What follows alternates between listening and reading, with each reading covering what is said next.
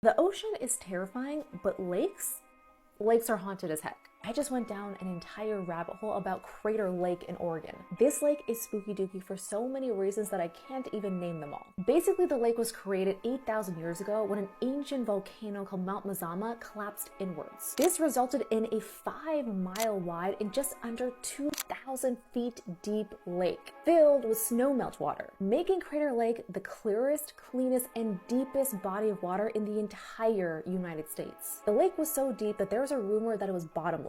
Scientists still don't know where the water comes from or where it goes. The local native tribes that are indigenous to the area believe that Crater Lake is a portal to another world, specifically the underworld, and according to oral tradition, houses supernatural beings within its depths. I don't know about Crater Lake being a portal to the upside down, but it does have a dark history. It's been the site for a slew of accidental and strange deaths, murders, and suicides. There's this one story about this man, a photographer named Charles McCullough, who visited Crater Lake in 1974 and never returned. 2 years later, park rangers found only his socks, pants, and bone fragments as if, quote, the rest of his body just melted away.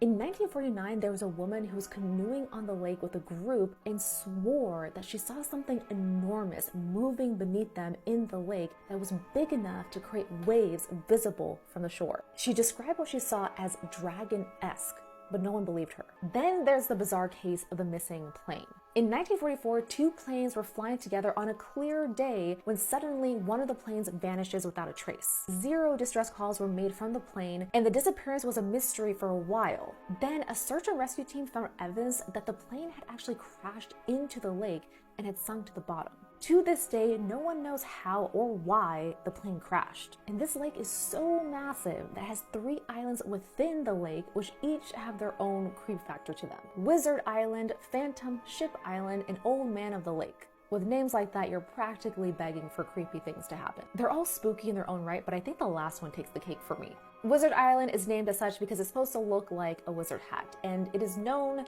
to be haunted. People often report seeing campfires or fires on the island, but then rangers never find any evidence of fire, smoke, or ashes. Then there's Phantom Ship Island. It's noted for its very odd shape, which kind of looks like a ship.